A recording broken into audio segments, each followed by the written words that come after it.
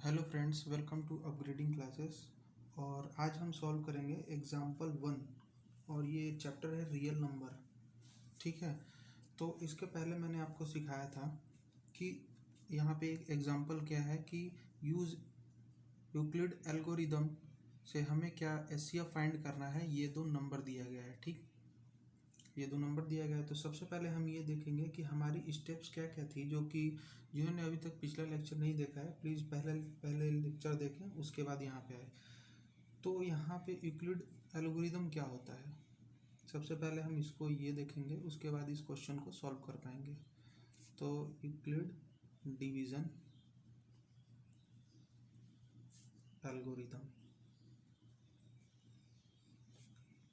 Algorithm तो इसमें जो फर्स्ट स्टेप थी उसमें था कि जैसे कि दो नंबर जो दिए रहते हैं हमारे पास ए और बी, इसका अगर एचसीएफ निकालना है तो इसमें जो एक नंबर होगा वो जो बड़ा नंबर होगा तो उसको हम ए रख देंगे और छोटे वाले को बी। तो फर्स्ट स्टेप में हमें ये फाइंड करेंगे।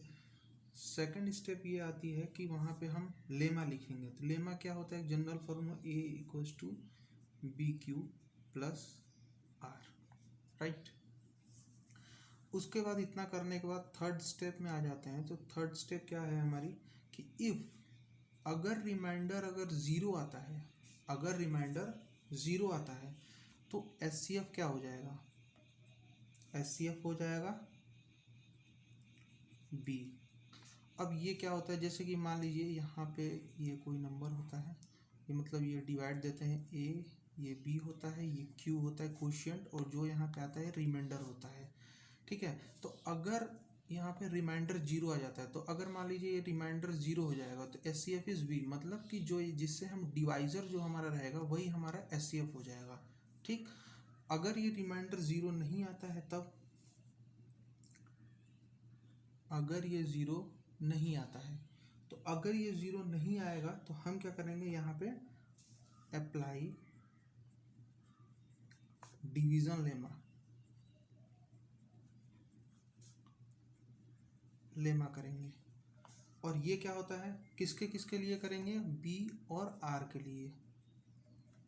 बी हमारा क्या है, डिवाइजर, और रिमाइंडर ये है हमारे पास आर, तो इसके लिए करेंगे। तो ये कैसे, मतलब कि इस कहने का ये मतलब है कि इसको हम क्या कर देंगे, डिवाइड करेंगे किससे। तो अब यहाँ पे देखिए, हमेशा ये पता है कि अगर ये डिवाइज़र हमेशा जो हमेशा बड़ा होगा रिमाइंडर से बड़ा होगा, तो हम क्या करेंगे, इसको फिर से जो भी आएगा, अब मैं इसको एग्जांपल से करके दिखाता हूँ इस चीज़ को। ठीक है, तो पहले इसके लिए हमें जब भी इस तरीके का आएगा एचसीएफ निकालने के लिए, तो पहले हमें यूक्लिड डिवीज़न एल्गोरिदम लगाने के लिए हमें ये 3 स्टेप हमें याद होनी चाहिए।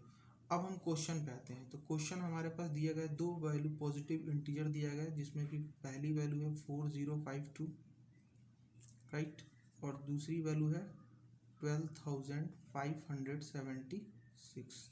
अब इसमें ए कौन सा है, बी कौन सा है, ये हमें कैसे पता चलेगा। तो जो हमारी ग्रेटेस्ट वैल्यू होगी वो हमारा ए हो जाएगा। तो यहाँ पे ग्रेटेस्ट वैल्यू क्या है, ग्रेटेस्ट वैल्यू है हमारे पास ये है, यानी कि ये वाला हो जाएगा हमारा ए और ये हो जाएगा बी, राइट। इतना तो समझ में आ ही गया होगा। तो हमने फर्स्ट स्टेप कर लिया यहाँ पे। अब दूसरा स्टेप क्या कहता है, दूसरे स्टेप में हम इसको इस एक जनरल फॉर्मूला में लिखेंगे। तो यहाँ पे इसको लिखने के लिए तो सबसे पहले हमें क्या करना होगा, इसको डिवाइड करना होगा। तो डिवाइड करने के लिए तो जो ग्रेटेस्ट वैल्यू होती है उसको डिविडेंड बोलते हैं, तो उसका भाग दे देंगे। इसको हम 4052 से हम इसको डिवाइड करेंगे। तो जब भी डिवाइड करेंगे यहाँ पे, तो अब डिवाइड करने के बाद यहाँ पे ये 3 टाइम जाएगा, 3 टाइम जाएगा, तो इसका हो जाएगा यहाँ पे, जब इसको आप डिवाइड करेंगे तो 12156, आप डिवाइड मल्टीप्लाई करके देख लीजिएगा, इसको इतना ही आएगा। उसके बाद हम इसको माइनस करने पे ये हो जाएगा 0, ये हो जाएगा 2, और ये हो जाएगा यहाँ पे 4, राइट। तो ये हमारा क्या होगा, ये हमारा हो गया रिमाइंडर, ये हमारा हो गया कोशिएंट, और ये तो डिविडेंड होता ही है, पता ही है, और ये होता है डिवाइजर। तो अब हम क्या देखते हैं यहाँ पे, अभी हम देखते हैं यहाँ पे कि जो हमारा रिमाइंडर है वो ज़ीरो नहीं आया है। यानी इसका मतलब ये है कि देखिए अगर रिमाइंडर अगर जीरो आ जाता तो हमारा एचसीएफ क्या हो जाता, बी, यानी कि डिवाइजर ही हमारा एचसीएफ हो जाता। बट यहाँ पे जो है रिमाइंडर ज़ीरो नहीं आया है, तो इसके लिए हमें लेमा को फिर से यानी कि करना पड़ेगा बी और आर को लेकर के। ठीक है, तो ये बी की वैल्यू हो जाती है। तो पहले हम इसको जनरल फार्मूला में लिख देते हैं। तो जनरल फार्मूला हमारा क्या होता है, ये होता है A equals to B Q plus R. तो ए क्या होता है, ए होती है हमारी ग्रेटेस्ट वैल्यू यानी कि डिविडेंड। तो हम इसको इस तरीके से लिख देंगे 12576 इज इक्वल टू बी क्या होता है, बी हमारा डिवाइजर होता है 4052 इंटू के 3 प्लस हमारा रिमाइंडर।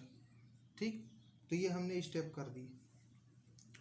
अब ये जब तक इसको करते रहेंगे, लेमा का मतलब ये है कि जब तक हम इसको करेंगे जब तक हमारा रिमाइंडर ज़ीरो नहीं आ जाता है। तो अब इस केस में क्या होगा, जब इसको नेक्स्ट स्टेप करेंगे हम यहाँ पे, ठीक है, तो हम इसको लिखेंगे सिंस, लिख के करना है आपको अच्छी तरीके से, remainder equals to not zero, मतलब दैट इज़ 420 जो कि हमारा रिमाइंडर है ज़ीरो नहीं है, then we apply the division lemma to A. यहाँ पे अब क्या हो जाएगा, ये हो जाएगा, और बी की वैल्यू क्या हो जाएगी 420। तो अब जब भी होता है, जब यहाँ पे लेमा लगाएंगे तो हमें यहाँ पे देखिए जो लिखा क्या है यहाँ पे कि अगर आर ज़ीरो नहीं आता है तो हमें डिवीज़न लेमा लगाएंगे बी और आर में। तो बी ये रहा और आर ये रहा, तो इसमें जो सबसे जो बड़ी वैल्यू होगी यानी कि बी की वैल्यू यही वाली बड़ी होगी, रिमाइंडर हमेशा छोटा आता है। तो जो यहाँ पे डिवाइजर होगा वो डिविडेंड बन जाएगा। बस इतनी से इसमें पॉइंट याद रखिए कि जो डिवाइजर रहेगा वो डिविडेंड बन जाता है, और जो रिमाइंडर रहेगा वो क्या हो जाता है, यहाँ पे देखिए मैं क्या कहना चाहता हूँ, जो रिमाइंडर रहेगा वो तो हो जाएगा डिवाइजर हो जाएगा, और यहाँ पे जो ये हो रहा है वो क्या बन जाएगा, डिविडेंड बन जाएगा। ग्रेट, इतना आप सीख गए होंगे। तो अब स्टेप को हम दोबारा इसको करते हैं। तो नेक्स्ट स्टेप में क्या करेंगे हम, तो सबसे पहले हम इसको डिवाइड करेंगे 420 से, 4052 को डिवाइड करेंगे हम।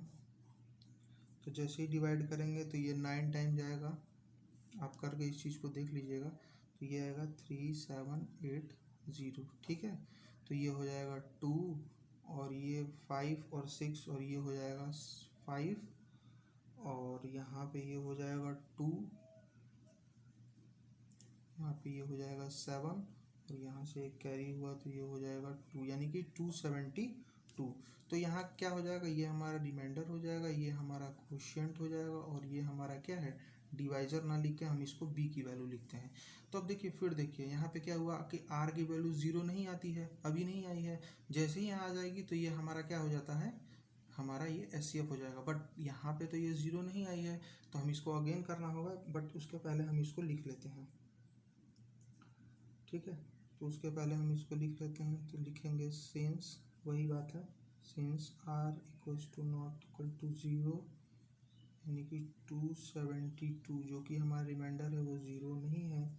तो अब हमारे पास जो ए की वैल्यू क्या हो जाएगी, ए की वैल्यू हो जाएगी हमारे पास ग्रेटेस्ट वैल्यू कितनी हो जाएगी 420, और बी की वैल्यू क्या हो जाएगी 272, ठीक है। अब जो रिमाइंडर है वो क्या बन जाएगा, डिवाइजर बन जाएगा, और जो पहले डिवाइजर था वो डिविडेंड बन जाएगा, ठीक है। तो इसके लिए हम पहले लिख लेते हैं, एक यहाँ पे ये स्टेप छूट गई थी, ये लेमा की जो स्टेप है वो भी हमें लिखनी है। तो यहाँ पे इस केस में हो जाएगा 4052 is equal to 420 into 9 plus 272 हो जाएगी, राइट। अब देखिए यहाँ के लिए क्या हो जाएगा, वी गेट, हमें क्योंकि लेमा लिखना पड़ेगा, जनरल जो फॉर्मूला होता है तो वो क्या होता है, वो ए इज इक्वल टू ये होता है बी क्यू प्लस आर, और यहाँ पे ए की वैल्यू क्या है 420, और बी की वैल्यू कितनी है 272, और इनटू कोशिएंट कितना है हमारे पास 9। एक सेकेंड, इसको अभी तो हम सॉल्व करेंगे यहाँ से।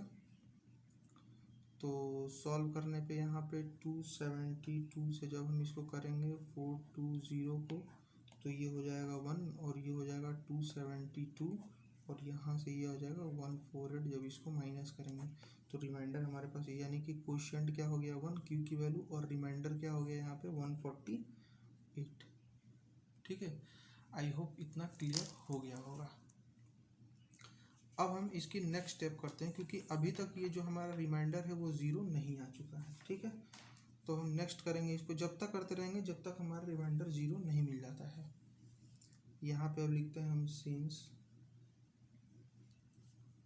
148 जो रिमाइंडर है अभी तक ज़ीरो नहीं आया है, सो वैल्यू ए की वैल्यू क्या हो जाएगी यहाँ पे 272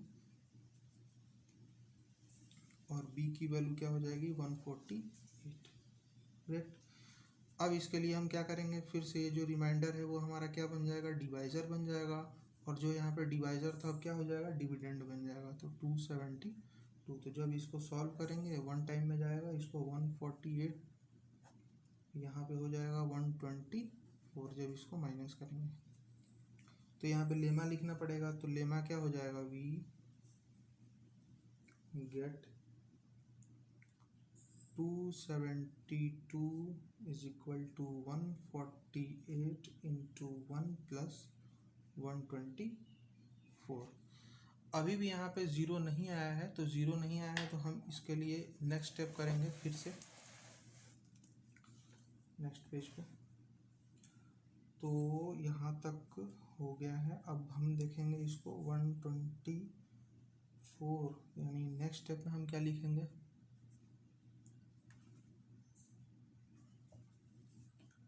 यहाँ से तो यहाँ पे वही लिखेंगे कि 1 सिंस 124 नॉट इक्वल टू 0, तो यहाँ से हमारी ए की वैल्यू क्या हो जाएगी 148 और बी की वैल्यू हो जाएगी 124। तो अब हम इसको सॉल्व करेंगे, तो 124 को जब हम यहाँ से 148 को जब यहाँ से डिवाइड करेंगे तो 1 टाइम में जाएगा, ये हो जाएगा 124 और यहाँ से ये हो जाएगा 24। तो अभी भी हमारे पास रिमाइंडर क्या है, ज़ीरो नहीं आया है। अब इसको लेमा लिख देते हैं, तो लेमा क्या हो जाएगा इसके लिए, तो ये हो जाएगा 148 इक्वल्स टू 124। ये आपको आ भी गया होगा अभी तक लिखते लिखते। सेम ये प्रोसेस बस हम करते जाते हैं। तो देखिए यहाँ भी ज़ीरो नहीं आया है, तो हम इसके लिए क्या करेंगे, फिर से इसको लिखेंगे। तो यहाँ पे फिर से मैं लिख देता हूँ सिंस 24 नॉट इक्वल टू 0, तो यहाँ से ए की वैल्यू क्या हो जाएगी, ये जो डिवाइज़र होती है ये हमारी ए की वैल्यू हो जाती है 124, और बी की वैल्यू क्या हो जाएगी 24। इसके लिए फिर से हम डिवाइड करेंगे, तो 24 से 124 को करेंगे तो ये 5 टाइम जाएगा, तो ये हो जाएगा यहाँ से 4 हो जाएगा। ठीक है, देखिए अभी भी यहाँ पे नहीं आया है ये ज़ीरो, रिमाइंड जब तक करेंगे जब तक रिमाइंडर ज़ीरो नहीं आ जाता है। तो इसके लिए लेमा लिखना है, तो लेमा लिख देते हैं हम 124 इक्वल्स टू 24 इंटू के 5 प्लस 1, ये लेमा लिख दिया हमने। अब नेक्स्ट स्टेप करेंगे, तो नेक्स्ट में क्या हो जाएगा, सिंस 4 नॉट इक्वल टू 0, सो इसके लिए ए की वैल्यू हो जाएगी 24 और बी की वैल्यू क्या हो जाएगी 4, राइट। तो इसके लिए फिर से हम डिवाइड करेंगे इसको, तो 4 से जब 24 को ले जाएंगे तो 4 6 जा 24। अब यहाँ पे देखिए ये ज़ीरो आ गया, तो जहाँ भी हमारा जो है रिमाइंडर ज़ीरो आ जाएगा वहीं से हमारी स्टेप क्या हो जाएगी, रुक जाएगी। ठीक है, उसके आगे हमें नहीं करना है, बट इसके लिए लेमा लिखना है। तो लेमा लिख देते हैं कि 24 is equal to 4 into 6 plus 0, ये लेमा आ जाएगा यह हमारे लिए। तो जैसे ही जीरो आ जाएगा तो उसके बाद जो भी डिवाइज़र होता है वही क्या हो जाएगा हमारे लिए, ये SCF हो जाएगा। ठीक है, जहाँ भी रिमाइंडर अगर ज़ीरो आता है तो वहाँ पे जो हमारा डिवाइज़र आएगा तो वही जो लास्ट डिवाइज़र होगा वो हमारा SCF बन जाएगा इसके लिए। तो हम इसको ठीक से लिख देते हैं, since the divisor is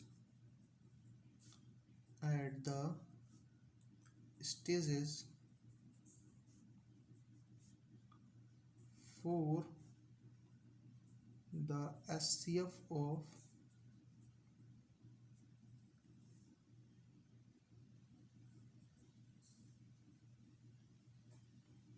12,576 and 4,052 equal to 4, और यही हमारा क्या हो जाएगा, SCF हो जाएगा। ओके, आई होप ये वीडियो क्लियर ही होगी। अगर कोई आपका डाउट है तो उसको कमेंट सेक्शन में डालें उसको, और अगर ये वीडियो पसंद आ रही हो तो प्लीज़ इस वीडियो को लाइक करें, सब्सक्राइब करें इस चैनल को, और बेल आइकन का बटन दबाना ना भूलें ताकि लेटेस्ट वीडियो की अपडेट आप तक पहुंचती रहे। Thank you.